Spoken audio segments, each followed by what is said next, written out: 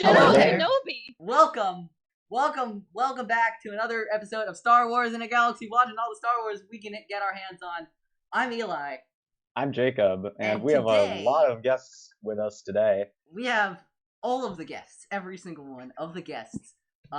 We have 9 people in this Skype session right now. 9 people. We have. The other 7 besides the 2 of us are all from the incredible Star Wars website Project Stardust.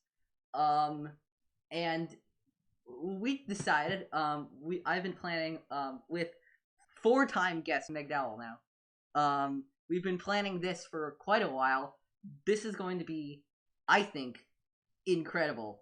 Project Stardust is all about embracing the female fans in the Star Wars fandom, and in a time where, on a little bit of a darker note, in a time where it is more difficult to be a woman in fandom than I'd say anything, because some fandoms seem like they're literally on fire, we want to promote a more positive space for us to talk about our favorite female characters in Star Wars, because Star Wars, and I cannot stress this enough, is for everyone, and everyone should have a place enjoying Star Wars. It should be a fandom for everyone, no matter your race or your sexual orientation or your gender or any of that. So what we decided to do, everyone here has brought 1 or 2, depending on how my mind and my typing connected while sending Meg the DM, female characters that we're going to talk about. We're going to talk about why we love them. Before we do that, let's get a little introduction to everyone we have here. Meg, you want to start off? I mean, you've been here twice already. Yeah. Hey, everyone. It's me. I'm back. Oh my god. I'm Meg. I am the founder of Project Stardust. You know that because I've been here before. I love Star Wars so much, but even more than that, I love being a Star Wars fan and bringing Star Wars fans together. You know, no matter who you are, I think you belong here as long as you're a nice person and you're here to have fun. So yeah, that's me. I'm just here to help make this fandom a brighter and more positive place. So I'm Lauren Salerno. I am a contributor for Project Stardust. You can find me in LA normally, frequenting horror and sci-fi events and conventions and serving on panels and overall just pumping people up. And I love Star Wars too. I'm Jenny. I am the secretary / spy master / editor / media person. I don't know. I'll just do whatever for Stardust. I've been a fan since the original series, and you can find me in the burbs of Chicago. Hey everybody, I'm Jam, so you can find me everywhere as Jam the Jedi. I frequent the greater Boston area of the United States. You know, I'm living the space Boston life. But yeah, I have my own blog, Calling It Marauders, but then also Project Stardust has a little piece of my heart as well. I do some contributing articles with like the team, and yeah, we have a lot of fun. Okay, I'll go, I guess. I'm Liv.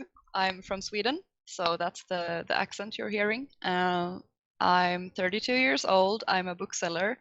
I work at a sci-fi bookstore in Gothenburg, and I actually the first Star Wars movie I watched was The Phantom Menace, and then the other prequels, and then it took like a few years before I actually watched the original trilogy. But I loved it from the first moment, and then I got into cosplay, and then it escalated from there. So that's and I'm an editor and creator for Project Stardust. This is Stacy.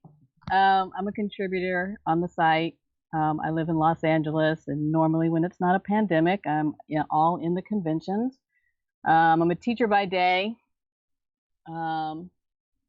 and I stood in the original movie line back in the 70s. My name is Sierra.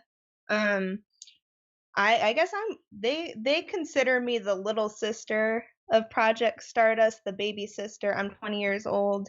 I'm a senior co-editor at Project Stardust. I write the shorts, or I guess I edit the shorts. Gosh, I kind of got into Star Wars in like 2019. I didn't expect to really be a big fan of it. I just kind of wanted to watch the movies, see what they were about, and I ended up really liking it. I watched The Last Jedi first, and just for the whole point, because I didn't think I was gonna like it. I was like, okay, I don't need to watch it in order, so I just kind of casually watched it. Ended up doing a little bit of Star Wars writing. Now I do cosplay, and it's a lot of fun. Starting with The Last Jedi of all things. Bold choice. I appreciate that. I really appreciate that. Yeah. He says while sitting in front of a poster of The Last Jedi. Right there. Yeah. We were all thinking it. But we don't know you that well to be like, hey, what's going on there? Yeah, I'm actually, I'm not gonna talk about The Rise of Skywalker right now because I have opinions that I think could annoy some people. But anyway, let's get started then. I thought Meg should go first as their fearless leader. I was like, I didn't know how to respond to that. Sorry for putting you on the spot right there. No, I mean, like, just to that really quick, like, I think sometimes when you see something that you want to be better, you have to just, go forward with it. And it's I wouldn't call it fearless so much as like being terrified and doing it anyway. I don't know the exact Carrie Fisher quote. Sorry. I think it's be afraid, do it anyway. I don't know. But yeah. So are we talking about our characters now? I'm like, yeah, no, absolutely. Okay. Let's go ahead. Person who I'm use that. Go ahead, person who I'm sure will not say anybody Mandalorian. It's funny because like I have 3 main characters that like switch off being my favorite, and 2 of them are Mandalorians. But today, I just can't help myself. My cardboard cutout is not in my frame right now for all of you to see. But my Lady Bo-Katan Kryze is currently, and probably will be for a while, my favorite. Jacob, I don't care. More power to you. I'm excited to hear what you have to say. Meg stepped into this Skype meeting today and chose violence. If everyone's wondering, I did, and I don't want to get in the way of your love for Bo-Katan. You know what? It's we're not going to get into this right now. We will do it some other time. But I do understand where you're coming from, and like because I've heard you talk about her before, and to say that we could call her a villain in some contexts. She's a lot. I do understand like where you're coming from and why you think the way that you do, and I know this makes no sense out of context. Anyone who hasn't heard your opinions, we'll get there. But I just think the fact that this is a female character who is, a warrior. She's tough. She's been through a lot, but they make an effort to show that like she doesn't always make the best decisions. She doesn't always make the right choices. She often does things selfishly. She just, she's been through, and I've talked about this a lot, she's been through so much and she's lost so much. And, in The Mandalorian, we're seeing her at this point where she is just going to stop at nothing to get what she wants. And that means literally like she will go as far as she needs to go, not caring about anyone or anything pretty much, to get what she wants. And there's just something about the fact that like she is a character in Star Wars who is not all good, who is not always doing the right thing because there is one thing that she wants, and she's hurt from all her losses. And I really like that is I like that we have that kind of character because it's very relatable in terms of, someone not always being right, and someone not, I don't always love the decisions that she makes. I don't always love her. Bo, sometimes you do bad stuff, but I love her because of the way that she is, and because she is that person, and because of her we have that kind of character and can have more of those. So yeah. Bo is a fascinating character for me just because of how, like, just in general, her arc is so gradual. Mhm. She doesn't do anything, she doesn't snap all at once. It's a constant process for her that is just this, like, again, I think we talked about this whole idea on the Galaxy before, the 1 step forward, 2 steps back sort of thing. Yeah. You know, I was just watching Clone Wars, for example, earlier today, and she was burning villages. She was doing the thing. Yeah. Yeah. I just think I think it's too early to completely judge her and write her off as this unlikable person. I think she does have the potential to still, especially now that she's in the Mandalorian, to grow and to, learn to do the right thing and atone for her mistakes. I really think that that's possible, and that's, I think, one of the reasons I love her so much is because I know her story is not over yet. I definitely I didn't want to make it sound like I thought Bo-Katan was evil. Bo-Katan, I think, in The Mandalorian is the most, like, good we've ever seen her. But, like, it's always a teetering act with Bo-Katan because you never really know what's gonna happen with her. She's a more refined version of, like, this is gonna sound like a really weird example, a more refined version of Hondo in that way, where you never know what Hondo's gonna do in an arc. You never. And Jacob's mad because he loves Hondo. But no, I'm so excited that you said that because I felt like I knew you were gonna say that before you said that. That's such like a crazy comparison, though. Like Bo-Katan to Hondo. Like it is. It's kind of baffling me that you guys like predicted each other's like minds, but obviously you like know each other really well to like do that. But I'm just like Bo-Katan sometimes like wakes up and like chooses violence. Hondo wakes up and he's just like, hey, I'm just gonna do what I want to feel like doing. Like I don't think he ever chooses anything. He just goes. He just does. That is not true. Necessarily violence. He just does. He doesn't mean to harm anyone. I don't think Bo does either. But like Hondo's like very casual about that though. Hondo just has mood swings. Let's be honest. Yeah. Bo has extreme tunnel vision. She wants what she wants, and she's gonna stop at nothing to get it. Hondo, yeah, in that comparison for me, it's just like the ease in which, like, the Youngling arc, which I just watched recently, that he just goes from, yeah, I'm gonna kill some children today, to yeah, I'm gonna destroy some droids with children today. The ease in which he goes from those two is astonishing to me. Bo-Katan doesn't do that. She's not. Right. Hondo's the silly version. Bo-Katan is the, like, more gritty, realistic, dramatic version. It's a stretch, but okay. I really love her because I feel like I can't stop thinking about what made her join Death Watch, what happened between her and Satine in their relationship. I want to see that, or I want to read that. I still think Meg should write the book. But she's fascinating to me on that level, and also I feel like if we could see her rise to power as a woman and as a very flawed woman, that could be a really interesting thing to see in Star Wars. So it's not like this perfect paragon character who takes power, but it's someone who goes through a lot of crap and who learns along the way through her mistakes and maybe becomes a better person, maybe not perfect, but a better person. And I feel like she could be a good leader for Mandalore just through what she's been through, all of her experiences, and everything has kind of led up to her taking that position, and that makes me really intrigued by her as a character. Yeah, I definitely.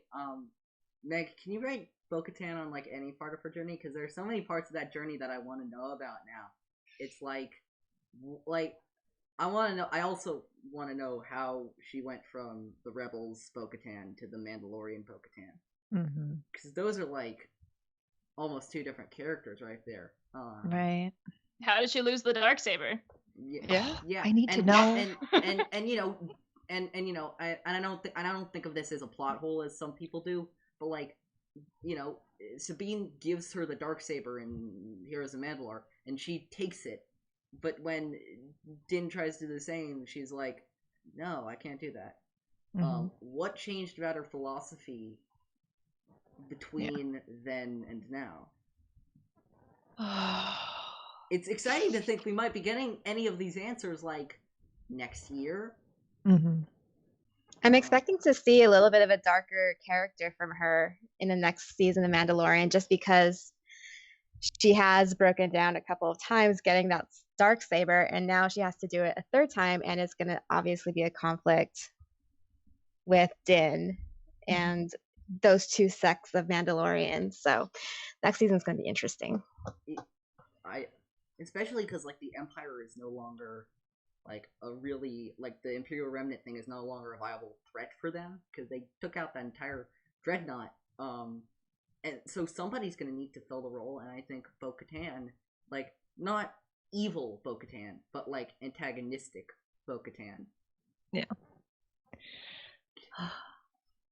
I mean, I could talk about her for hours and hours and hours. No, I mean, just Wait. I get. I think Devore's already done that with you, hasn't he? Yes, he has. Sorry, I just got really distracted. Just I can't wait to, as we were talking about, I can't wait for those gaps to get filled in. There is a lot of story to be told. We don't know a lot about where Bo-Katan has been at various points in her life, and like, I don't think I'll be lucky enough to be the one to write about it, but like, I can't wait. However it happens to like get more of that story. However, like wherever we get it, in The Mandalorian, in a book, in a comic, anywhere else, like, give it to me, please. Thank you. Whoever might be listening, who might have some power to make that decision. I just want to add that when I saw that episode, The Heiress of The Mandalorian, when I saw that helmet, I was floored. Yeah. And I knew it was coming. I knew the thing was coming. I think the whole Earth could hear the collective scream of Project Stardust on that episode. I'm pretty sure I direct messaged Meg that morning, and I'm like, "Hi, are you alive?" I wasn't. I was not. So my favorite, I believe Project Stardust already is aware of this. Well, they might not be, but at the same time, they might. So typically, if you know me, you think that I might pick Rey because I have literally every single Rey outfit done, and she is up there. But honestly, my favorite character in Star Wars that's a female is Enfys Nest. She's the Enfys best. Yeah. I'm sorry for making that pun. I don't care. It's Enfys Nest is so incredible. I love her so much. Like, the thing with Enfys Nest, I loved her from the start, just from like the look of her outfit, which is obviously you're gonna like a really cool looking outfit in the first place. And then the movie came out and we find out that she's a girl, and I was like, whoa, hold on, hold the phone. This makes it like 20 million times better. And that was my love for her just like skyrocketed. Like, if I wish I could share everything in like my space right now, but I have like the unfinished helmet sitting there, I have the staff over there, I have like the little like marauder like vehicle and whatnot, and I'm just like, there's all the things. I have as many of the things as possible. It's just her. Like, I just love her so much because she comes off obviously as like the antagonist for the entire movie, but we find out at the end it's really just like Crimson Dawn and whatnot. But it's just like the MacGuffin antagonist, in which unfortunately that's what Erin Kellyman is doing now in the new Falcon Winter Soldier, but we're not going to talk about that right now, how she's kind of getting typecast to play badass girls, but whatever. We love Erin. We stand Erin. Yeah, I just can't get enough of Enfys Nest. And like, there's so much more that they can do with her character, either before of everything that was happening with the Cloud Riders or everything that happens after, because that timeline is still wide open. The time after Clone Wars and before the original trilogy is low-key my favorite era of Star Wars, and we still don't have enough content about it. But we're getting more and more daily now, it seems, with all the Bad Batch, and like we have the video game in between, and then Rebels, obviously, but that's pretty much OT at this point. The 2 video games. So, right. Because Fallen Order is now getting a sequel, which I'm... Officially? Yes, officially. I'm pretty sure. I think so. I mean, like, okay, I think what it was actually said was they're going to be making more Fallen Order games, not specifically a sequel, but like... Okay. Yeah. Because you're throwing me, because I'm just like, hang on. I hang on very tightly to the fact that Fallen Order is 5 years post Order 66. Like, there's a lot of information that I'd like try to like retain from this era. But regardless, we could have so much going on about Crimson Dawn, so much going on about the Cloud Riders, and just so much about Enfys Nest, because her character alone is just so untapped and could be so much more. Because obviously she's very much in control of this entire group, but she's still very young, and anything could happen. And I just want to see her grow. I just want to see more. She's one of these characters that I love her inside and out, but we still barely know anything about her. And yet she's like my favorite Star Wars character. A couple things. First, sometimes the best Star Wars characters are the ones you know hardly anything about, not referencing anything in specific. Secondly, here's a funny story I just thought of when you said about the whole she's a woman reveal. I remember Jacob and I were going to the theater to see Solo, and I'm like, I think Enfys Nest's a woman. I think she is. And then the reveal happened. I'm like, how did I do that? Yeah, like, it's something that, like, thinking back on it, like, I feel like I had, like, similar feelings also, like, moving into it, because you can just see, like, the way that she moved before you, like, know she's a woman, the way that she moved on top of the train, you knew that it was going to, like, you knew that she was a younger woman, first of all.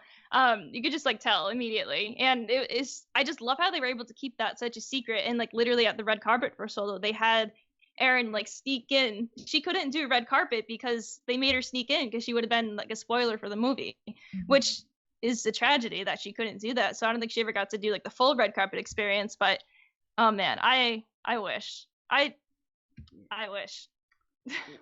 Look, there's gonna be, I don't know what, but like, it seems like if they're not gonna follow up Solo with anything, they're just like missing out.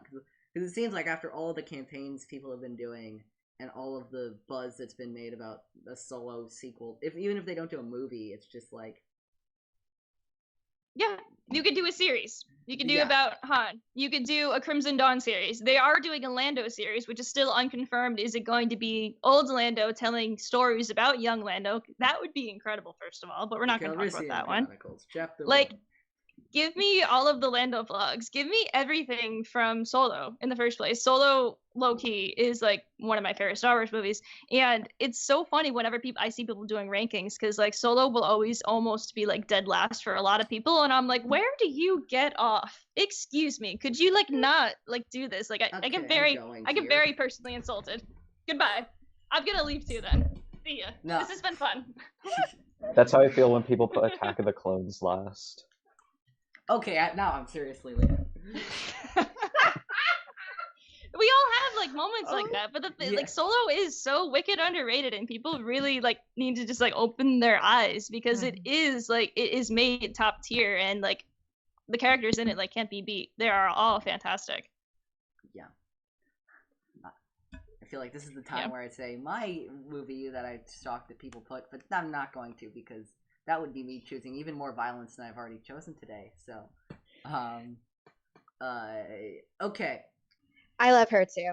I have a little folder on my desktop that's just Enfys Nest pictures, and I look at it when I'm sad. I just collect all the art and just put them in that folder. I love that. I love that. Here's a reference for all of you. I know Meg will get this. Jacob will definitely also get this. Do you remember the chaos that happened when they added Enfys Nest to Star Wars Galaxy of Heroes? No. Just the pure chaos. Her character, her character in that game is still like all the other Solo characters were okay at best. Enfys Nest remains one of the 20 best characters to have in a squad in that game. Because she looks so cool. Yeah. That's why. It's the cool factor. I'm sorry. You have this helmet that's like made out of bone, first of all. It's a skull and this awesome chrome visor. And then like hang on. I have to look up what the inscription says so I get it right. You gotta edit this, right? The helmet It's The a helmet helmet of some alone. kind. The helmet alone is so good. This is what happens when I don't look at Hang on. trivia for like months. Okay. Look, the helmet inscription. I love the fun facts about the helmet inscription because like the concept artist, concept artist Glenn Dillon literally picked something at random and no one like contradicted him or like fact checked it or anything. They were just like, yeah, sure, whatever. But he's like, I could have wrote like something crazy on there, but you people picked it. So anyway, but yeah, the inscription literally says, until we reach the last edge, the last opening, the last star, and can go no higher. Like, excuse me, you're running around with poetry on your forehead. I love it. Like how like amazing, incredible, Icon. chef's kiss. I think like, Legend. Everything about the outfit, like I cannot talk enough about it. I will not, because we'll be here forever because I'm building it right now and I know about all those stupid little grody details and the $400 boots that I'm not going to buy, but that's a different story. That's dedication right there. We're not talking about that. I feel like, by the way, you've gotten the quote of the episode so far. You've got a poem literally written on your forehead. There you go. Happy National Poetry Month. There you go. Nothing is gonna top this. I'm sorry. I'm very sorry to everyone. You asked for favorite characters. Yeah, I was gonna say, I mean, like, obviously that whole reveal in Solo was just like, I don't want to say breathtaking, but it was, and not shocking per se, but it was just it was a very thrilling moment. And I know if like myself as like a 20-year-old woman, when I first saw it, I was like 19. I know if I sat there in my seat, kind of got all giddy and was like, oh my God, it's a girl, it's a girl. Oh my God, I can only imagine the little girls who must have seen that in theaters. I think it would be such a missed opportunity, even if they don't pursue another movie, and I'm kind of doubtful they will. I think it would be such a missed opportunity not to delve more into who she is as a person, as a leader, her backstory. I think it would be almost pivotal in a way for Star Wars to really see who this woman is and what she's all about, really. Yeah, I mean, like, Star Wars has a history, obviously, of taking a young woman who is literally thrust into a rebellion, pretty much like without their say, but they're fully devoted to the cause, though, because they find out what everything is truly about. Obviously, Leia with the destruction of Alderaan, she's like, okay, this is what we're doing, and then Enfys Nest, her mother gets like killed, and then everything about her world is pretty much like destroyed by Crimson Dawn, so she's like, all right, this is what I'm doing now. And so like you get these trauma-laden women, unfortunately, who are very young, and they become the main protagonists of everything. But we love them, so it works. I don't want to see it anymore. I would like to see more. I would like to see some differences happening, but we still love them. One of the things I was gonna say about Nest, you know, I always talk about great speeches in Star Wars. There are some really great ones. Nest's speech right after she takes the helmet off, when they're like just like sipping like, are like they sipping like tea or something around like the post the oh, it's stronger than tea. Oh, it's stronger than tea. It's Corellian. No, it's Savarine brandy, isn't it? I think so. She straight up says to Beckett, I need a drink. The first thing she says, not wearing the helmet, is, I need a drink. Yeah. Walks away. Icon.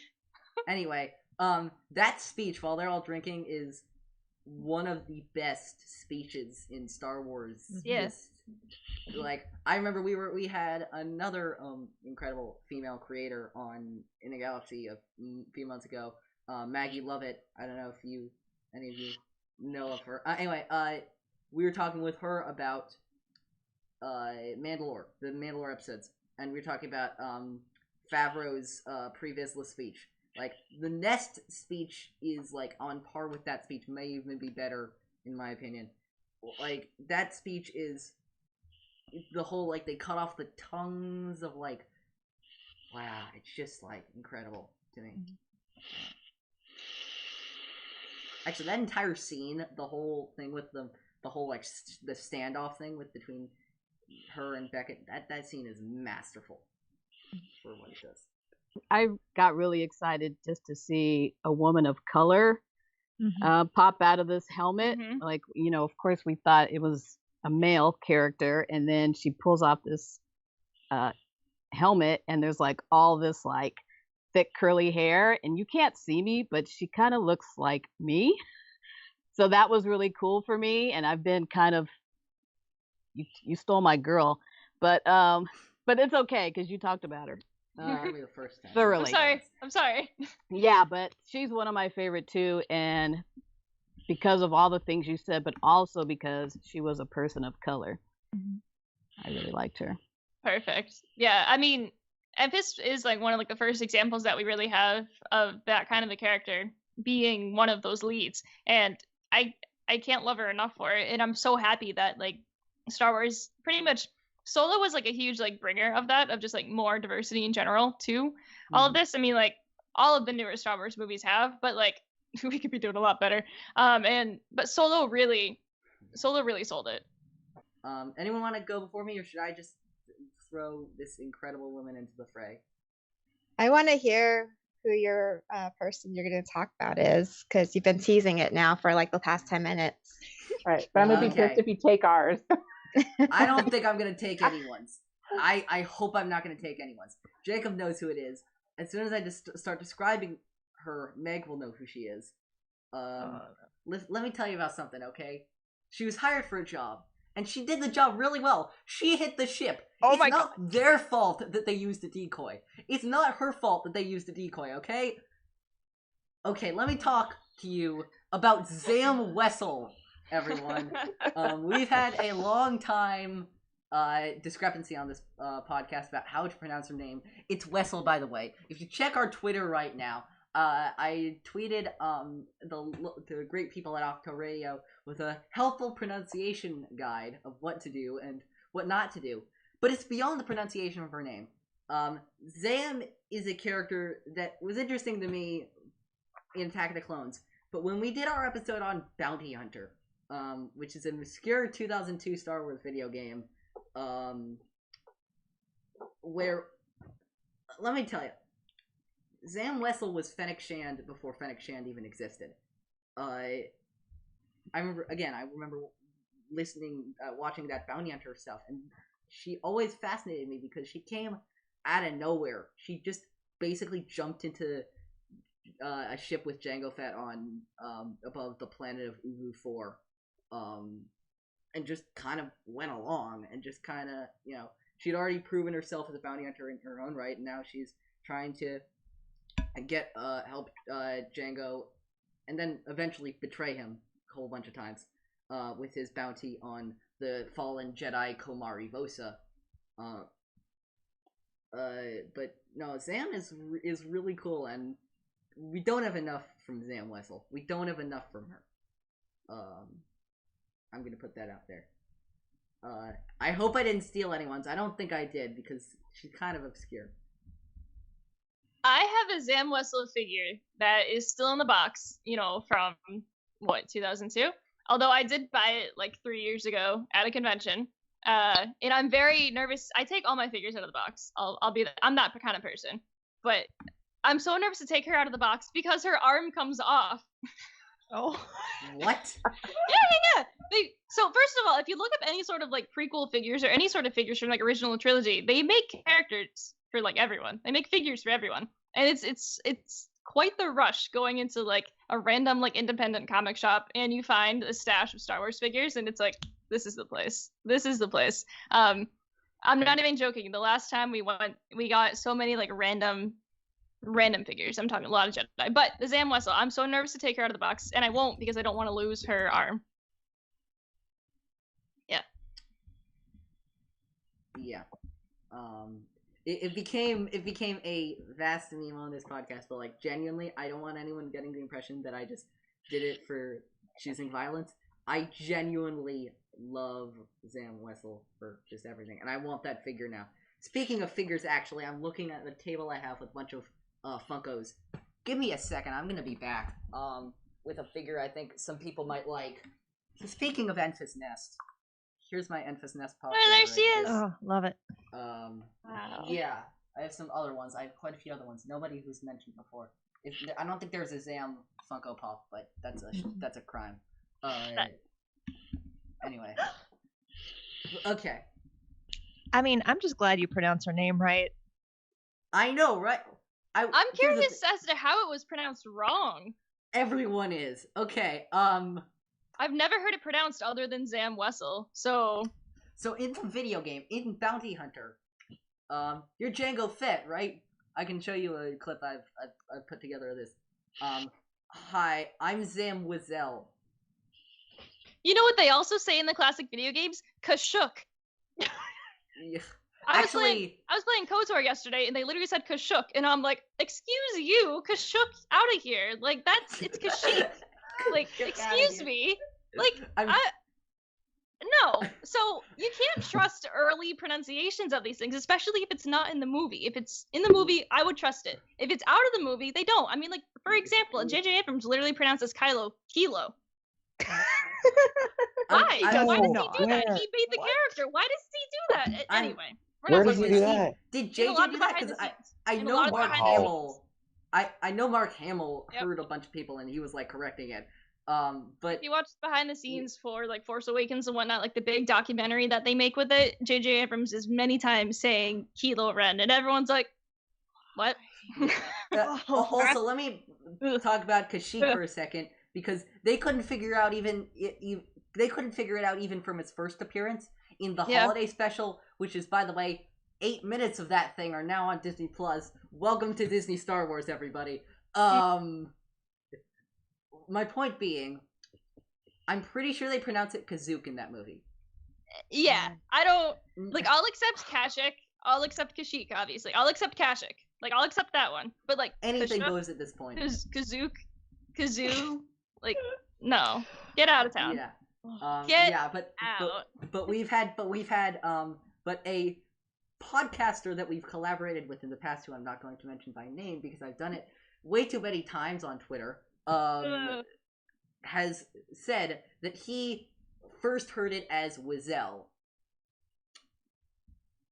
And again, we have not had a single other guest on this show who has pronounced it Wessel.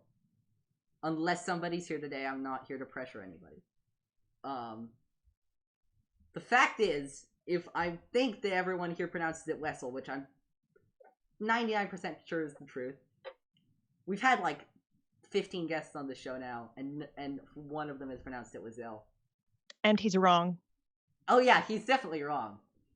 No, he's 100% wrong. Yeah. Hi, Devore. Really love those episodes. Keep them coming. I feel bad. I don't know if anyone already took this character, but I feel like it's probably possible. Okay, throwing it back to the prequels, Miss Padme Amidala. Okay, former Queen of Naboo, Senator of Naboo. This woman. Oh my God, I have so much to say about her. And do you ever have like a million thoughts and then everything just like poofs from your head as soon as like someone says something or asks you a question? I don't know. I just have so much to say about Padme. I love her so much. She's great. I don't know what it is about her, but I think it's so cool that we get to see a woman who not only knows how to dress herself, this woman has style. Fashion for days. Okay, her hair is amazing. And I'm not saying that this is her only good quality, but I love fashion. Okay, I grew up on Bratz, but I love to see a woman who knows how to rock a nice ass hairstyle, a tight little dress, and will shoot you point blank in the head. I mean, I love that. And the whole thing with like, you know, her handmaidens and her, they take advantage of this. Like, that's canon. They know they look harmless. They take advantage of that because they're not harmless. They're like a deadly nightshade, you know? It's a common flower. Nothing special about them. Might be pretty, whatever. It will kill you. And I love that so much about Padme. And obviously, maybe I'm thinking more so Sabe, but Padme's a baddie in her own right. And I think there's no denying that. What's your favorite outfit? Oh my God. Okay, so I have so many favorite outfits when it comes to Padme. But I mean, like, my favorite outfit on her is, God, is probably, okay, episode 2, Tatooine. She's wearing this cute little blue two-piece with her little crown, her silver crown. You know what I'm talking about? You know the one. It's in the sunset. She's talking to her man, chosen one, Anakin Skywalker. This woman has it all. I wish. But she's in her nice little dress. She's dressed for this occasion. Okay, she's all about it. And I am too, my God. That's such an iconic outfit. It looks so comfortable. She looks so good in it. She looks like, I feel like Padme's the kind of woman who can throw on like a potato sack and look like she's trying, but she ain't. Like she just looks great. That's like such a casual outfit for her. But that crown, that headpiece, the headdress, it complements it so much, and it like puts everything together for her. I love it so much. If I could like rate her wardrobe, I would love that picnic dress though, because that shit's expensive. Like, this woman buys designer, no cap, straight up. And I appreciate it, for one. I mean, like, you got the coin, sis. Grab it. Grab that off the rack. I mean, not even off the rack. This woman has her clothing handmade. Good for her. Sustainable woman. Another thing I wanted to talk about with Padme, I recognize that it's not canon, but I also want to recognize that I don't give a shit. So, like, there's this thing that happens, and it was with the concept art. I don't remember who the hell was talking about it. Probably someone important. I wasn't paying attention. But the storyline for Mustafar, okay? Yeah. She was supposed to kill Anakin. Are we not going to talk about this? This woman was going to kill her man, and he might have let her. I'm just saying it's totally possible that he would have let her. This man, I don't know. Too much to say about Anakin, but this is not about him. This is about his wife. So can we just take a moment to recognize that she is so strong, but she wasn't going to be able to kill him. Like, is he her one weakness? Is that her kryptonite? Obvi. Duh. We know this. But holy cow, why did they put that in the movie? Oh my God. Does anyone know what I'm talking about? I hope so. I do. It's a piece of concept art. I have no idea who did this. Padme was supposed to bring a knife to Mustafar. Oh. She was supposed to bring a knife to Mustafar. She was going to get off the ship, and her whole plan was to kill Anakin and basically, like, put a stop to what was going on. Guess what she didn't do? That. She cried, they argued, she died for reasons, and yeah. But I'm just like, come on. Don't get me I started. feel like even if she didn't follow through with killing him, that would have shown so true to her character and would have explained so much. I mean, like, I'm not an apologist, but despite all the things Anakin did, I think it makes sense that she would have still struggled to kill him. I mean, like, I think they totally missed the mark with that one, and that was a missed opportunity. Well, they did have to get to Darth Vader somehow. Yeah, exactly. He was kind of a big part of the other movie. I also just remembered they deleted a perfectly incredible storyline, also involving Padme, that they totally should have kept in. I believe I was talking with Meg about this on Twitter a couple weeks ago. The storyline with Padme and Mon Mothma and Bail Organa. Oh, why did they get rid of it? Like, again, what the heck? Why? That would have made Revenge of the Sith, in my opinion.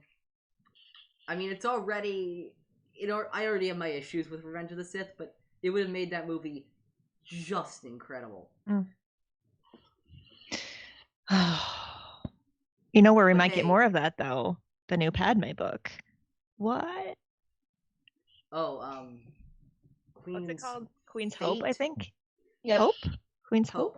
Queen's something? I should know this. Rebellions are built on hope, everyone. Before I forget this, we have 2 voice messages sent in by your colleagues at Project Stardust. They were sent to me by Meg. I'm glad nobody chose these characters yet, because yeah. Let's hear from Barbara first. Hello there. My name is Barbara Layden, and I am a contributor to Project Stardust. I know my fellow Dusters and I share a lot of the same favorites, So I thought I'd throw a little love to the sand-hardened mechanic with a heart of gold, Pele Motto. When the Mandalorian first arrived on Tatooine, I know we were all excited to see what delightful Easter eggs would be thrown our way. But the introduction of Pele and Hangar 35 was a delight. At first you think, here we have another hustler. But her instant bonding with Grogu told me she was something special.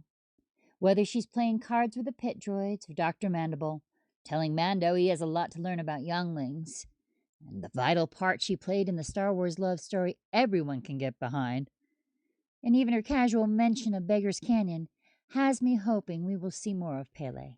Thank you so much. Amy Sedaris, like, it was just, what is she gonna do in the Star Wars universe? Then have Peli Motto be so perfect and like such a relief in like this kind of very dark chapter in Star Wars. Like it's so fun. Every time she says the I'll bet this is my favorite thing. Like I'll bet I'll bet 3 bolts and a motivator. She says it so well. I fasten on that every single time. I definitely hope that we see more of her. I like the amount that she's been in. Like every scene that she has is amazing, but like I almost feel like in The Mandalorian, if you put her in too much, it'd be a little much. But like she needs her own thing, maybe. She's like a little palate cleanser. Yeah. I was not expecting her to come back in season 2, and I was delighted when she did. So, yeah. Hi, I'm Anna. I write for and manage the Instagram for Project Stardust. My favorite female Star Wars character is Princess Leia.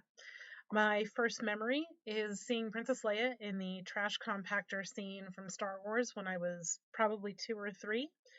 And ever since that moment, she has been my favorite. It had to happen sometime. We have Leia. Anyone want to start on this?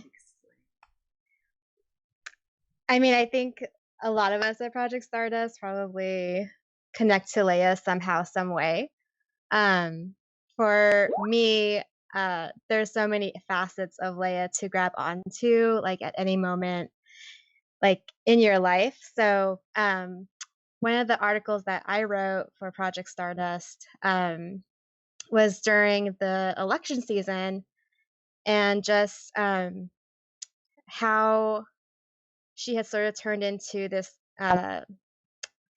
icon for the movement to vote out Trump in a way, because like you would go to the Women's March and see her image on posters saying "I rebel" or like women's places in the resistance, and how that really fueled me, and her memory just fueled me, and how proud of all of us she would be for really just getting the work done. And that's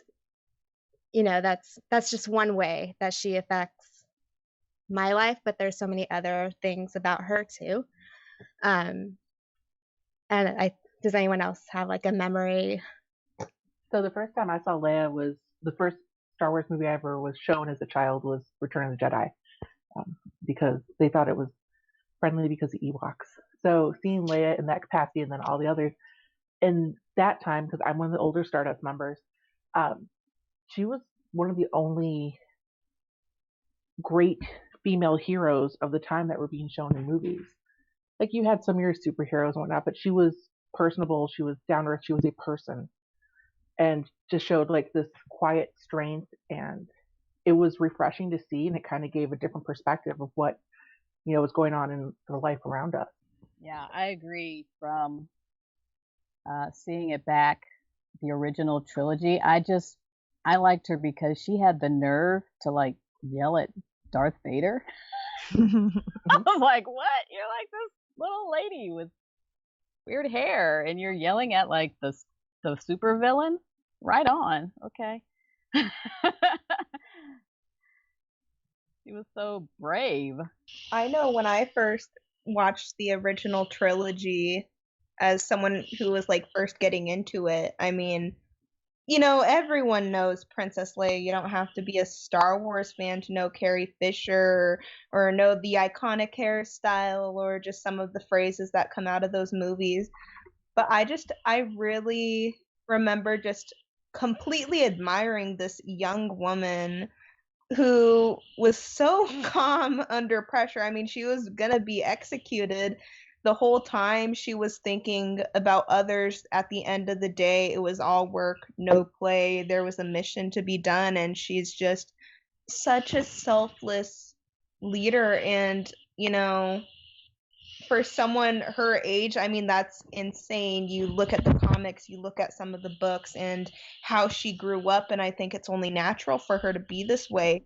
I mean, the values she was raised with, but I mean, like, again, she was what, 19? Princess Leia was 19 in A New Hope. I mean, she was so young, and she has like such a fearless heart, and I think it's amazing. It's amazing to see. Any of you know the car meme, the slaps car meme? Slaps Yeah. sequel trilogy. This bad boy can fit so much good Leia content in it, let me tell you. Again, I just want to say, in this movie right here, in The Last Jedi, they take Leia out of the picture, everything falls apart. Yeah. Everything falls apart. If you had no idea of how important Leia is, she's unconscious for most of the movie, and everything absolutely just explodes in the Resistance. I would also like to point out a moment from, interestingly enough, surprise, surprise, The Rise of Skywalker, which is that Leia was trained as a Jedi. Mm-hmm. Leia was trained. It was always a mystery. It was always like why didn't they train Leia? They did. Leia was trained as a Jedi. Leia trained as a Jedi, which is literal tears seeing her with the lightsaber. My mouth dropped. I was about to say, my mouth dropped in the theater watching Rise of Skywalker. My mouth dropped. I have a funny story about Leia and like how I like fell into like loving her in the first place. So I'm a late bloomer when it comes to Star Wars. Like I'm on the younger side of the Project Stardust crew. I'm only 26, but I did not really get into Star Wars until I was in high school. I was aware of Star Wars all the time growing up, but I wasn't really into it. I was just into like other movies. I danced when I was little, so it was big with like Broadway. So like that was my thing. But movies and classic Broadway were my biggest thing. So at some point when I was in middle school, early high school, I saw the movie The Blues Brothers, which is my favorite movie of all time. And I stand by that. Carrie Fisher is in The Blues Brothers. So when you're in high school, you make all your friends watch your favorite movie, right? So here I am toting around this movie from 1980, showing it to all my friends, to which one of my best friends is like, oh yeah, that's Princess Leia. And I'm literally like, who? Like, I didn't know who she was at the time, but like all my friends, not all of them, but just her, because whatever. This one friend was like, yeah, that's Princess Leia. So then we watched a few of the Star Wars movies, and that's kind of like what sparked it.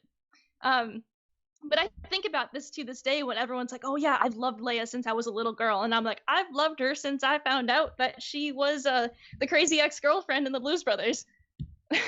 So it's just like the little things, but like I think back on it and like I absolutely adore her and everything about, you can't have Star Wars without Leia. You can't have anything without Carrie Fisher. And obviously her legacy will continue on for forever. That's never going to stop. I remember that day I was like having breakfast with my husband at a restaurant that was kind of a nice restaurant. And I looked at my phone for a second and I saw the news and I started bawling. And I felt so bad for our waitress because I would just be like, I can't, she's so sad. And she was just like, oh my God, just get the plates away. Here's a check. And I don't think I stopped crying like the rest of the day. Like, it was just really, really sad for me.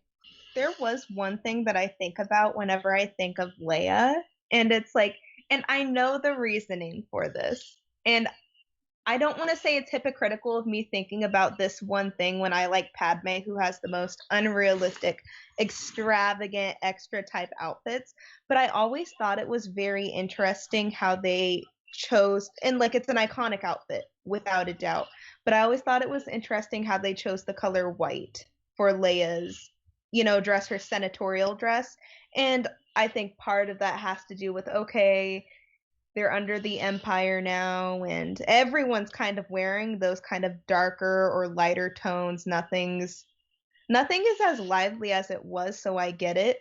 But I just found it so interesting that we see this girl go off into battle in this pristine white dress, and we never see it get like super dirty, you know?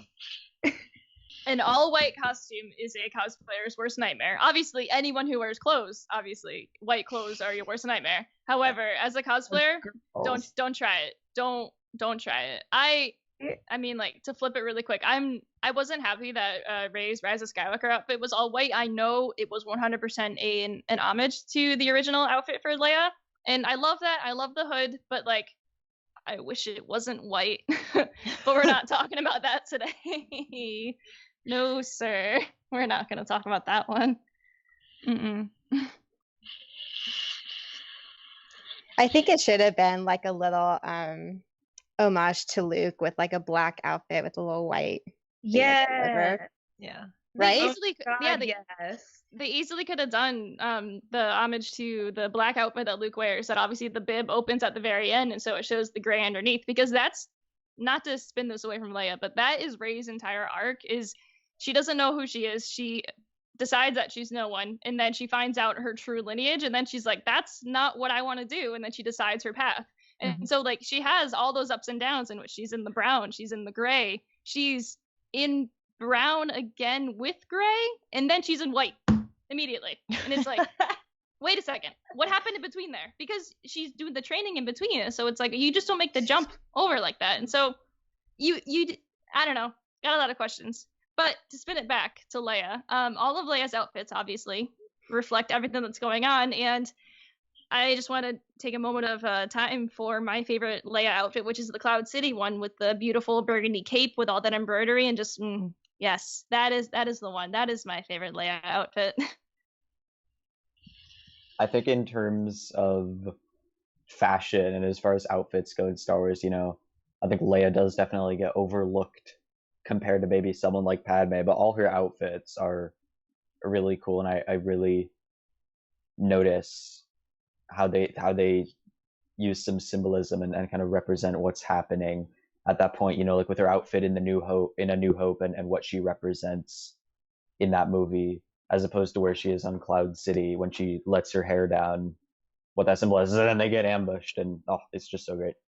Well, I think I could kind of segue into one of my favorite characters. Go right.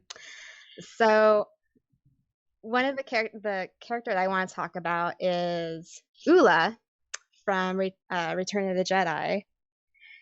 And I guess I've been a fan of Star Wars since I was, like, I can't even remember not having Star Wars in my life. Like, that's how long it's been for me. Like, I would just, in my imaginary play, like, become Darth Vader. I'd throw a cape over me. And one of the things I would do, you frequently catch me with like pantyhose on my head, like dancing around, because I just thought Ula was so beautiful and like such a good dancer. And I was like so enamored with that scene. And that was when I was young, right?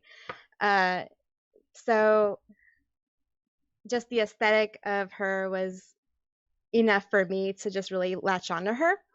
But then I get older. Now every time I watch Star Wars, I see something a little bit different. And so I see her now as someone who, yes, she was enslaved, but at some point she said, no, I'm not doing this anymore. And she pulls on the chain saying, I'm not going to go to you, right?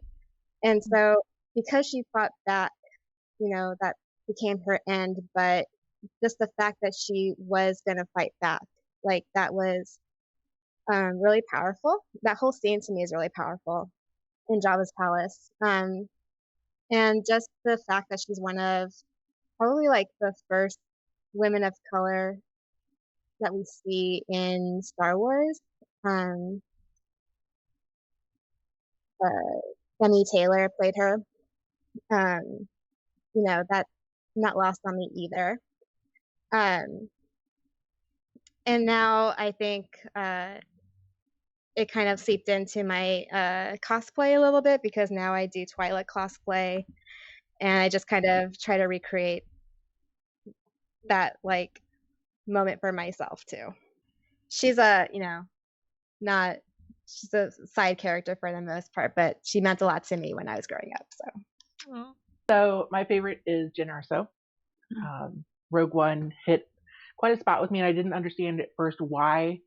Like, I felt very connected to the character, and because obviously she's portrayed as like very much on the good side of things, but you don't understand her story really, because it starts in jail and everything, and you're like, what is going on with this character? There's such a deeper dive with her in Rebel Rising, and I think that's where she really resonated with me, because of kind of the constant battle with good and evil, because she knows that something's wrong, but she knows she has to do it to survive. And I think, that's something that we often find in life. And that's something I've personally struggled with, time and again. Like, I know what I need to do, but I don't always agree with what I need to do. And to see that, obviously good wins out in the end, but just the strength of her character and her short amount of lifespan and the actual trials she has to go through to get that. And of course, she is another female character in Star Wars that has massive daddy issues, but that's besides the point. And her daddy issues go beyond, just Galen. I think a lot of it goes with Saw as well, because he was such a father figure to her. He raised her, and he ultimately betrayed her, regardless of him saying it was for her good. He didn't understand what that meant to her. So she's a very complex character that I think could be unpacked a lot more in additional stories. And I'd love to see some of the stuff, shown or written about more in depth later on. But obviously we can't really go beyond Rogue One, because you can't, unless she's going to show up as a ghost somewhere. Which is not out of the question, seeing how often Star Wars brings people back from the dead. But that's a conversation for another day.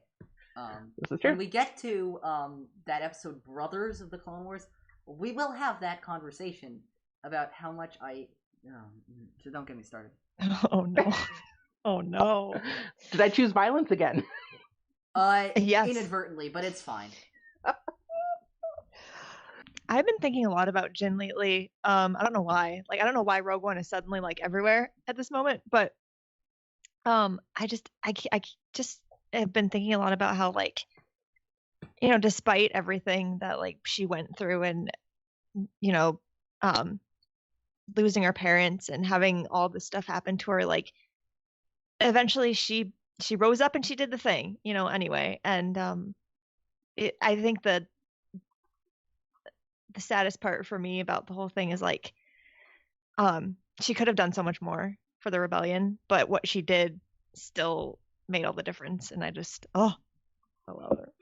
I think that's part of the appeal of her too. It's she's kind of a simplistic character as they present her, but with so much depth beyond it. You don't really understand her actions, but I don't know, to me, she kind of gets her happy ending at the end. She found someone that she connected with, that, she at least could be with at the end. And I think her entire life, she just basically searches for companionship. And of course, the one time she gets it, if you ever read Rebel Rising, is taken away from her as well. I know I love Jyn Erso as a character. I think when Rogue One came out, I kind of didn't really like her that much, but I think having rewatched the movie a couple times, I've started to understand what's appealing about her, and I really like appreciating the choices that she makes.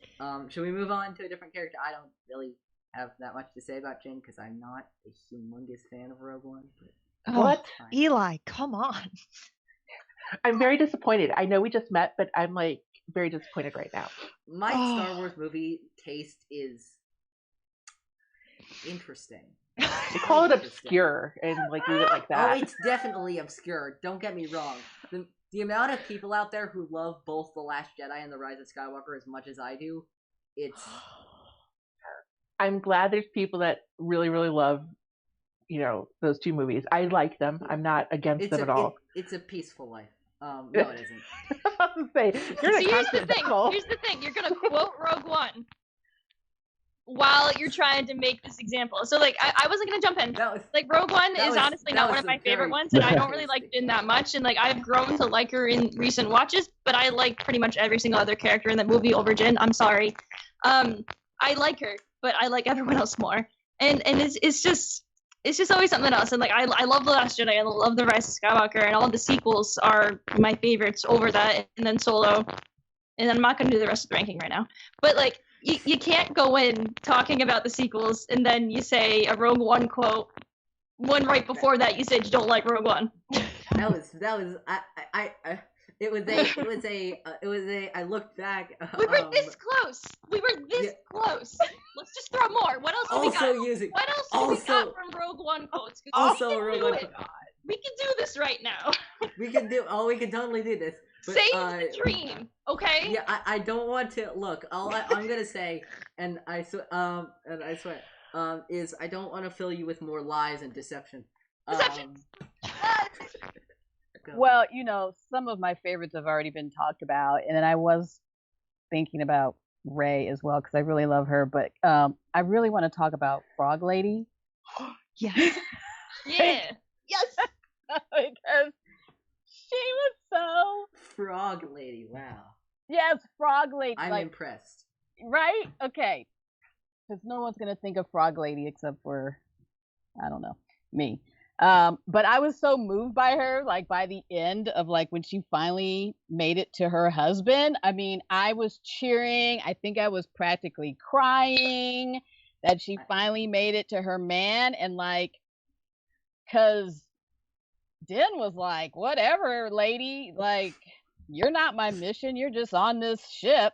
And she was like, oh, hell no, these the last babies right here in this bucket that Grogu keeps eating. She rigged up that droid over there to like translate, and she found a pond to like keep her babies warm. I was like, she is on a mission. I was so into Frog Lady, and I was like, stop eating the babies, Baby Yoda. Yeah, I loved her. I'm like, I need to get a shirt with her on it, and I don't know what she was saying either, but it was clear that these babies were gonna live, even if someone else had to die. Look, we talked about the heiress before, but we never talked about one of the truly greatest moments in that episode, which is the reuniting of Frogman and Frog Lady. Frog Lady is incredible. She actually has like a beginning, middle, and end of her story. So like, unfortunately, we probably like won't see her again unless they go back to that planet. But she does have a definite beginning, middle, and an end, and she has a struggle throughout for like her entire journey. And it's incredible just like to see it. And like I love in the passenger episode as well when the spider is chasing them. She literally reverts to be running on all fours and is hopping along. Like it's so absolutely silly, and I'm pretty sure I was laughing my butt off while watching it, but I couldn't help it. But it was incredible to like see. It's just like, okay, this is like really cool to like see like a sentient species actually like going back to their like primal instinct of like, okay, I need to run and do it as fast as I can. And it's just, I just loved it. It was fantastic. That moment stood out too for me. My pick, it could be no other, Hera Syndulla. Oh, one of, in my opinion, the greatest Star Wars characters of all time. She was the first character that I thought of as soon as I made this list. There's so much to love about her, in my opinion. She starts off as a really great character in Rebels, and she only gets better as the show goes on and as she gets, featured in some books and some comics preceding the formation of the Ghost crew. And in the Clone Wars. And in the Clone Wars, yes. I think that as the show goes on, we see different sides of her with all the Ryloth episodes, the Calicor, her backstory, her family. I think that is a really intense and powerful moment when she meets her dad again, and then they start talking, and she lapses back into her Ryloth accent. Mm-hmm. I thought that is so cool and just really well done. I think her romance with Kanan is really great. It's really sweet. She brought in Chopper, Kanan, and Ezra to the Ghost crew, and she pushes the Ghost crew to join the wider rebellion. and she even presumably flies into the Battle of Scarif. So, and Endor. And really? Wow. And maybe Exegol. What? Okay, I did not know those two. That is awesome. So I really love Hera. For me, Star Wars Rebels will always hold a special place in my heart, and chief among the reasons for that is Hera and how awesome she is.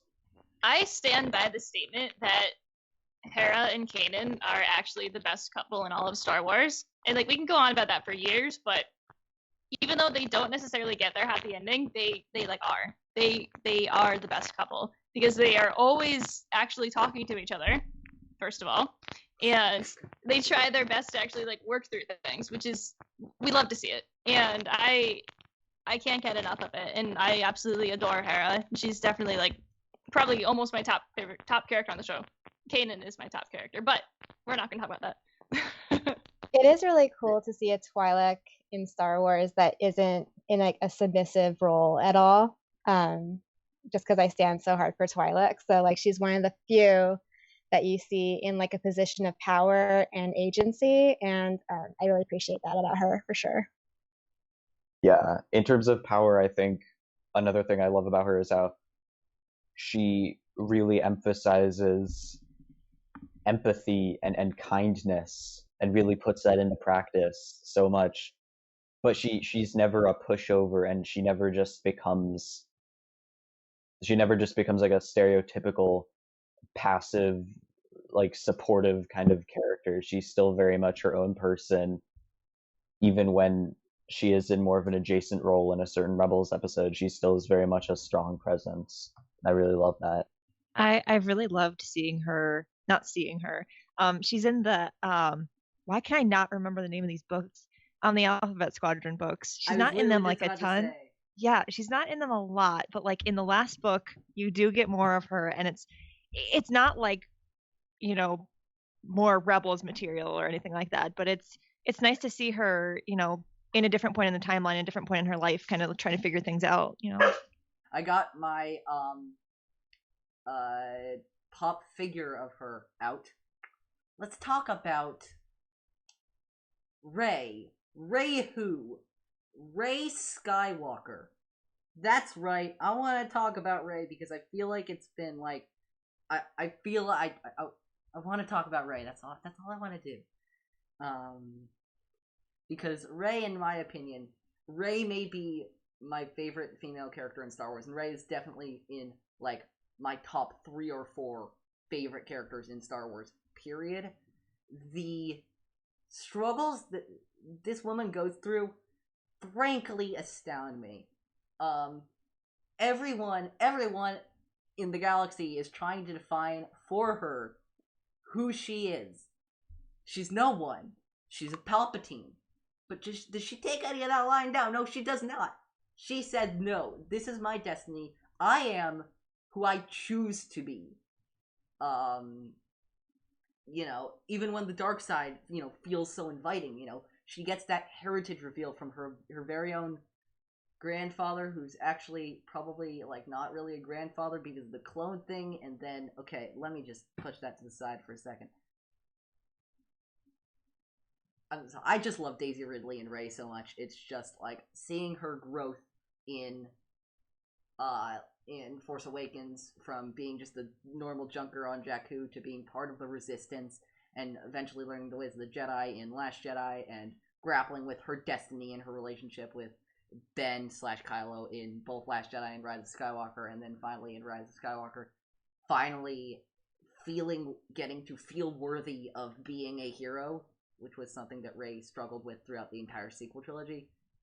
I mean, I'm a sequel trilogy, I know there are a lot of people who are because I've been seeing them a lot around the fandom, who are Star Wars Rebels is my thing. The sequel trilogy is my thing. I'm sorry, it just is, and rant over. Yeah. It bums me out when I see a lot of people not liking The Rise of Skywalker as much as other movies, just because, that's a super powerful moment for her to say, I don't care what everyone else thought about my journey. I'm choosing my own path right now. And that was extremely important. I wish more people had seen that side of it. I think Rey is another one of those characters that, you know, you can talk about for 20 years and never run out of content. And it's just so sad to see how many people dislike Rey. But I think she's really special, and there's no doubt about that. And I think she's, you know, she didn't really need to pick up the Skywalker name, because who needs some famous person's last name when you're as special as you are? She doesn't need to be part of, like, I like the whole dyad thing, but I don't think she even needs to be part of a dyad, because it just, I don't want to say her story's like a rags to riches story, but I mean, like, she really built herself up and she didn't need anyone's help, and she's been doing her own thing since she was a child, and she's so kick-ass, and I think it needs to be acknowledged.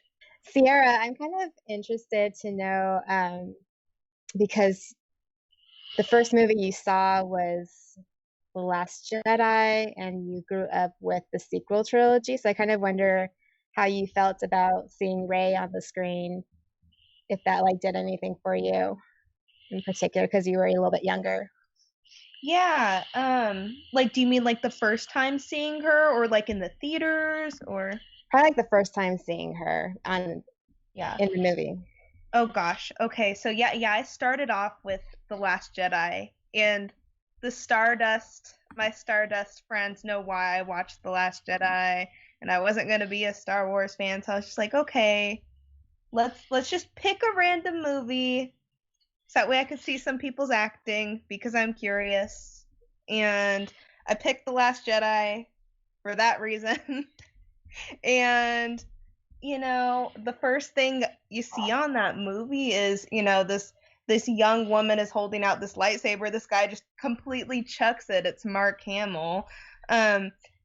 You know, seeing The Last Jedi for the first time as someone who was like, I was hell-bent on not wanting to get in.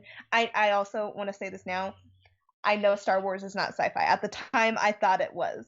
But, like, as someone who was, like, so hell-bent on, like, I'm not getting into that nerdy crap, I can't do it. Like, I only have so much dignity left. If I do this, I'm going to hear it from my friends. So I was like, no, I'm not going to get into it. Spoiler alert, I write about Star Wars now, but, you know, so I was like, I'm not going to get into this. But, you know, you see this movie, and I've heard a lot of people say, oh, The Last Jedi wasn't Star Warsy enough. And I don't think so, because I remember the first time seeing Rey, you know, ignite a lightsaber in The Last Jedi and just being completely blown away. Like, and I was just very interested to see this young woman's story, because they really made a point to show this girl is on a path. She doesn't know who she is really, what she's doing. She's kind of clueless, and they really made an effort to show that. And I, like, you know, when she started training with Luke, it was interesting, and it made you want to latch onto this character and see, okay, she's starting out, but what's going to happen? It made me curious to see what other journeys she might go on. And I remember, like, again, I'd never seen a Star Wars movie, so, like, they kind of introduced little things, like fine spices, you know, like Carrie Fisher might say. And it wasn't too overwhelming, but I remember seeing that the throne room fight scene for the first time, seeing how, like, people use their lightsabers, seeing how basically just combat goes down in Star Wars, and I was completely blown away. I'm happy I got to see Daisy Ridley be my own, you know, heroine for my generation, you know, because not that any of the other ladies in the other trilogies didn't hit the mark. I think Carrie Fisher was amazing as Princess Leia. You know, I thought Padme was great, and every character has their own faults. Every trilogy has their own flaws, but I thought it was really cool to see, you know, Rian Johnson really put Daisy on the forefront and say, hey, this is your story, own it, and we're really going to highlight that. And it was nice. It was nice having her be the hero for my generation, and I'm really glad I got into Star Wars with someone like her. Also, can we, like, like, I don't want to like get off on a little tangent here because I know Rey's not my character, but like I have so much to say. Like, can we just take a moment to talk about her hair and the symbolism of the buns? And like, because I like, and this is gonna sound like a joke, but one time I was discussing with an old friend of mine. We were talking about this for like a solid hour, and we both wrote our own little essays, 5-paged MLA formatted essays to send to each other, talking about Rey's hair and what happened to it throughout the trilogies. And I know we have our own opinions on who directed what and what we didn't like about what movies, or did we like all the movies? You know, I get that. But like, her hair has so much meaning with because obviously she had to have had long hair in the first movies, you know, for her hair to get that long with the buns. But oh my god, her taking down her hair, her throwing out the buns, her cutting her hair short, and then her throwing it back into buns in episode 9. I don't know. I just have so much to say about that topic. I really like Rey. I've always liked her from the beginning. But I'm in the camp of I wanted her to not be related to any known character. To me, it was really important that she was no one from nowhere. Because, and that's just me, like my personal connection to Rey. Because why I liked her so much was because I could relate to having to take care of yourself and having no one else to depend on for so long. And coming out of that and realizing that no, I don't have any special lineage. I don't have the support systems that comes with that. I don't have the expectations on me that comes with that. But I have to figure everything out for myself. And I know that that's what she did ultimately, even though she did have that lineage with the Palpatine connection and that she took the Skywalker name. But it's somehow that kind of took away something from me with my correct connection with Rey. I still love her so much, and I love that even though she has gone through everything that she has gone through, she comes out of that and she still has like this open heart and these open arms for everyone else, and she still can trust people and let them in. Which is something that I have had to struggle with because of my experiences. So yeah, she's a complex character, and I really want to see what she does with the Jedi Order. Like if she starts her own thing, because I think since she has a bit of darkness in her, and she also has a lot of light, and maybe she can forge a new path that the old Jedi Order didn't, that where they failed, maybe she can succeed in striking a balance with the emotions and the passion and everything, where it doesn't have to lead to the dark side necessarily. Because gray Jedi is something that I really like, or gray characters in general. So yeah. I just want to say, before we move on, Daisy Ridley's performance as Rey in all 3 of them, Force Awakens, Rise of Skywalker, Last Jedi, phenomenal. Yeah. I would say maybe my pick for the best acting in that trilogy. So my character that I chose was Dr. Afra, and I actually just finished an article about her. It's in editing for now, but will be coming up on the website soon. So I'm not gonna like reiterate everything that I say in the article, obviously, because I want you to read it, because I'm kind of proud of it. But anyway, because that article kind of focuses on why I think she would be perfect to put in any live action adaptation or movie or anything. I feel like it's time. But okay, I have notes, so I'm gonna look at the notes. So to Meg's point about characters who do bad stuff and make bad decisions, but you love them anyway, Afra is that for me. And I love that. Like, she doesn't make it easy to love her, but I can't help myself. I just fell for her immediately. She is such a disaster, and I love that. And I love experiencing the galaxy through the eyes of someone who is this chaotic, because the complexity and the nuance of her character is just I have trouble seeing that in many of the characters, and she keeps messing up. Like that's what she does. She messes up. She hurts people. She hurts herself, and badly. But she is still drawn to that chaos like a moth to a flame. And for Star Wars as a whole, I think it's important to have that perspective as well from a character. That she's someone who won't necessarily end up in a good place, and maybe she won't become a better person in the end. Like, realistically, not all people are capable of that change. And we see that so rarely in Star Wars because obviously these stories are more often than not like they need to end with a sense of hope because we don't want Rogue One endings all the time, even though like I love grimdark. I love grimdark. I love when shit gets dark. But Star Wars is a lot about hope, obviously. So, but I think in my article I have a phrase that I'm remembering. That's like she's gazing into the abyss lovingly. And she's teetering on that edge between light and darkness. And she, to me anyway, I don't feel like she ever goes truly 100% dark. There's something there. She has somewhat of an ambiguous morality, but she's not evil. And I think that's really interesting in a character, especially in Star Wars.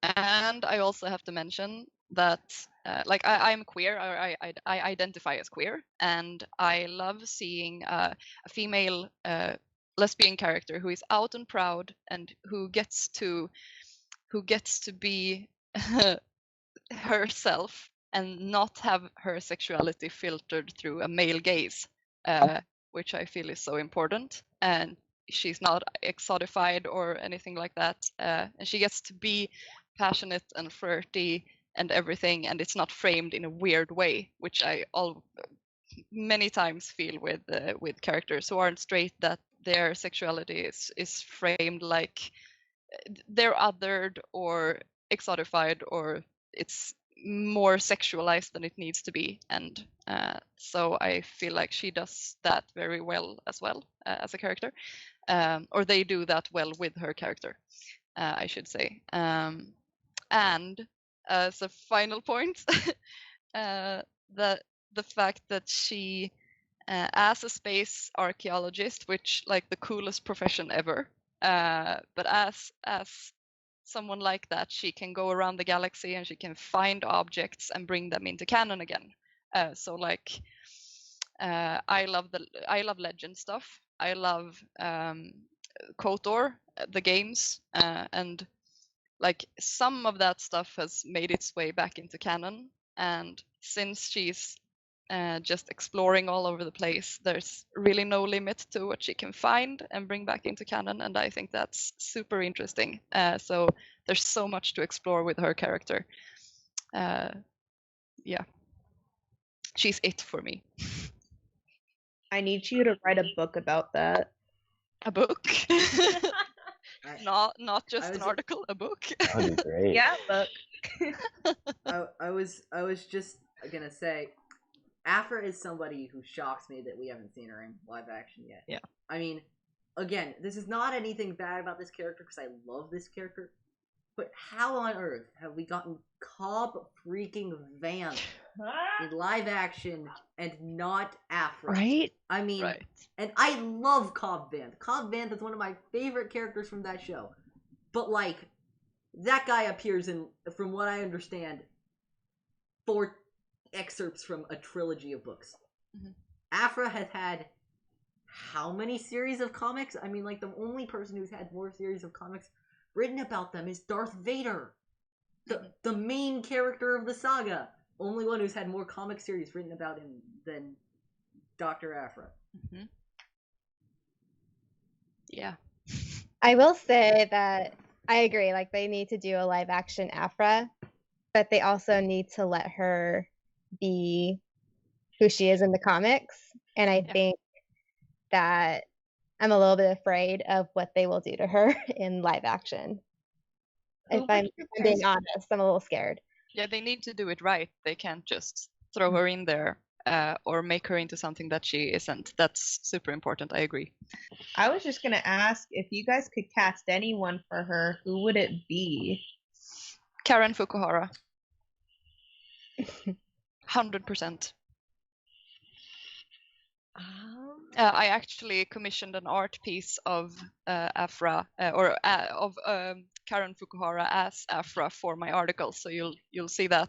Amazing. It's so good. Beautiful. I'm not versed enough to know Afro that well, so I have no idea. You'll see. To me, it's Lana Condor. Like, if you look at pictures of her with like short hair, she's like just perfect for that role. I thought for the last part of the show, do a little bit of a and of course now I'm about to say this. The thing Star Wars fans are not known for being is brief, but we're gonna try anyway.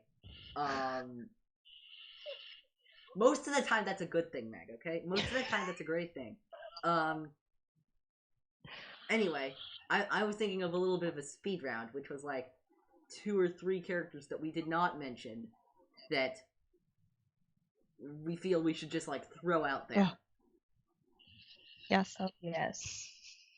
Oh yes. Who wants to start on this one? Can I do it? Do it. Go right ahead. Go ahead. The Handmaiden Sabe. Yes. Ooh. Please. So much to say about her. I'm not gonna do it though. I'm just gonna keep my mouth shut because if I start, you guys will have a 50-chapter book ready to go by the end of the day. But come on, she's so badass, guys. Mm-hmm. Yes. I mean, you can't go beyond bad with Sabine Wren. Yes. Oh, Sabine. Yes. Oh, I love Sabine Wren so much. Before we started recording this shit, it's like I have 2 characters. It's Hera and Sabine. I want to throw into the ring. I feel like the next most obvious one that is quite possibly, it's between her and Rey as my favorite female Star Wars character. Both of them are my top 5 Star Wars characters of all time. Ahsoka Tano. Oh, let's talk about of course. her because she is Ahsoka. absolutely so spectacular in everything she does. Oh my god! Wow. I was wondering when her name would be thrown out. I'm this close. I'm doing a Clone Wars rewatch right now. I'm this close to the wrong Jedi. Oh no! And I'm worried for the pain I'm about to experience. Yeah, I am like 4 episodes away from it. It's gonna be great. Yeah. I'd also like to throw out the secondary character that I was gonna throw if somebody else mentioned Zam for some reason.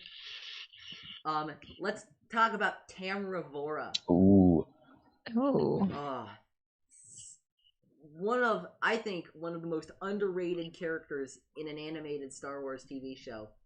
I think her arc is as good, if not better, than like an arc of like an Ezra Bridger or like a like a Rex. Her arc of being in ignorance about the First Order's threat to seeing their brutality firsthand and knowing that what she needs is her found family and not this cold, unforgiving First Order is genius. Over 2 seasons of that show, which got canceled like way too soon. I just want to throw out there Asajj Ventress. I think she's pretty great. I really like Asajj Ventress, especially she, even in just the Clone Wars alone, she goes through so many changes. You know, she's the Sith disciple, then she's a Night Sister, then she's a bounty hunter, then she loops back around to Coruscant, kind of comes full circle, works with Ahsoka a little bit. She really does it all. if we're talking about Asajj Ventress, I'd like to throw out that Star Wars Clone Wars is now on Disney Plus, which is what I think has the best version of Asajj Ventress. And I think just a shout out in general to like all the Night Sisters for sure. They're so badass. Just Mother Talzin. I would also like to throw out a mention of old Daka, who is a character who does not get mentioned enough. I would like to throw out Captain Phasma. You took mine. Oh. I was wondering when. I was wondering how long.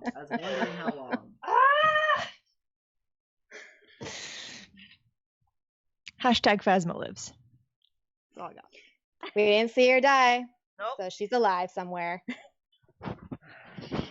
She didn't burn, so she's still somewhere floating around the galaxy. I'm not facepalming at Phasma. I'm facepalming at bringing yet another character back from death. She's not dead though. But I still agree that Phasma was cool, but we should have gotten more. Phasma was cool, but we should have gotten more. What about Rose? Mm-hmm. Yes. Yeah. Queen. Tico. Mm-hmm. True queen. Yeah, absolutely. Part of the resistance. Part of the resistance. Saving what we love. Yes.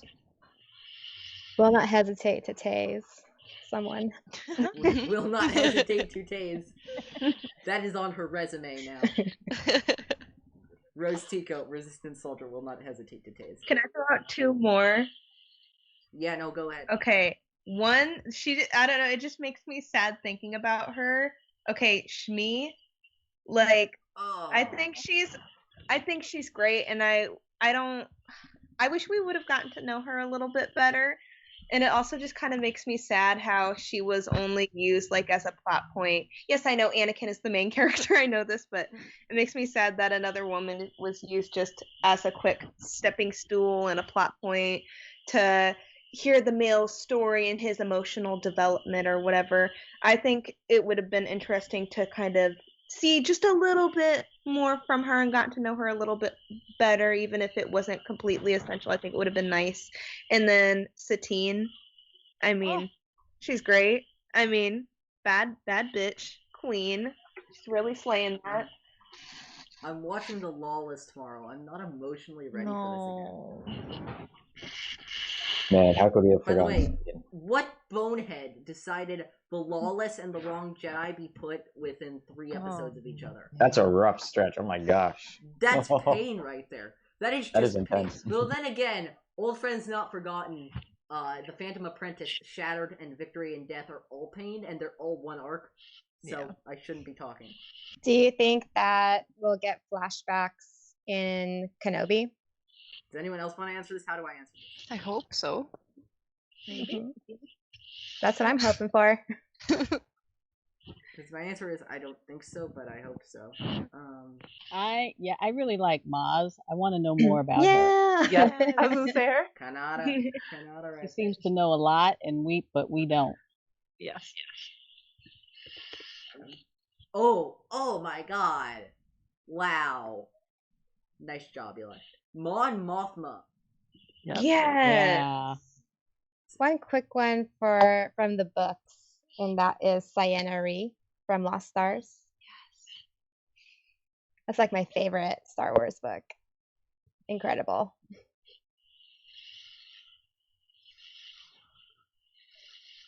So, everyone, I think it's time for the plugs. Yeah, so you can find me anywhere on social media at Jam the Jedi. There's 2 M's in there because we like to have fun with that. And then also my other podcast is Holonet Marauders. Pretty much just search for that anywhere. But yeah, thank you guys. So this is Lauren, and you can find me most everywhere at Paranormal Lauren, and then also on the Project Stardust website. Yeah, that's where you'll find me. Project Stardust.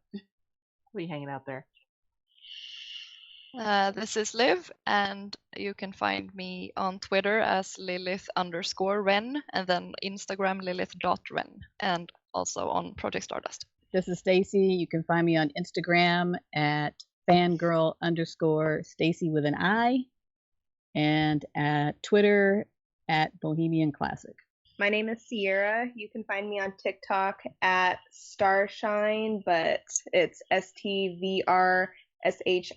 You can find me on Instagram at Forced Risen, and you can find me on Twitter at not_Lissa, all different usernames. And you can find me at McDowell, where you can find me on all the things. On Twitter. Did I even say that? Oh my god.